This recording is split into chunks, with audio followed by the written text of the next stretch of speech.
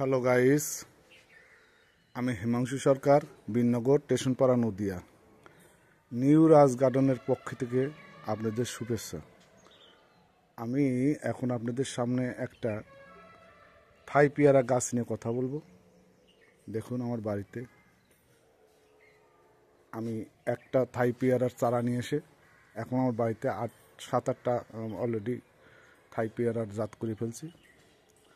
আমি আপনাদের সম্মুখে এই কথাই বলছি যে আপনার বাড়ির আঙ্গিনায় যদি ঘরের বাড়িতে ঢুকতে সামান্যতম জায়গা থাকে, আপনারা ফেলে না রেখে ওইখানটায় আপনি দুটো থাই পেয়ারা লাগান, অথবা হাফ দামে একটা থাই পেয়ারা লাগান।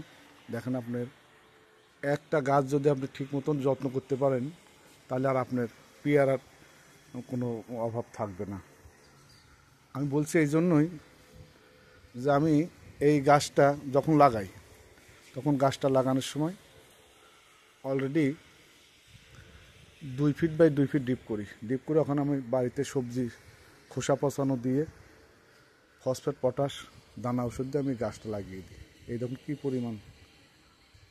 লাগানোর পরের থেকে আমি প্রতি 3 মাস 2 মাস পর পর ফসফেট, পটাশ আর দানা ওষুধ, সামনে কিছু সামান্য ইউরিয়া দিয়ে গাছটার পরিচর্যা করি। এখন দেখেন, আমার 1 বছরের গাছে কী পরিমাণ অলরেডি ফল এসে গেছে। আমি প্রায় 2 মাস ধরে ফল খাচ্ছি। এটা আজ জানুয়ারির 27 তারিখ। দেখুন কী অবস্থা। এখন প্রতি গিট্টিতে মোটামুটি আপনার ফুল আছে। আর এই ফুল প্রতি গিট্টিতে আনার একটা কারণ আছে, সেটা আপনাদের দেখাচ্ছি। এই দেখুন, আমার প্রতিটা, এই দেখুন, প্রতি 2 পাতা পর পর, 3 পাতা পর পর, 2 পাতা তো 3 পাতা পর পর আমি আগা কেটে দিই।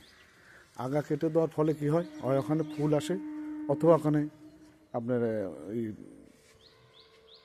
ফুল আসবে, আর নইলে পরে আপনার ওখানে হচ্ছে গিয়ে ডাল আসবে। একদম ডাল আসবে। এই দেখুন, এখান থেকে অলরেডি এই দেখেন এখানে ফুল।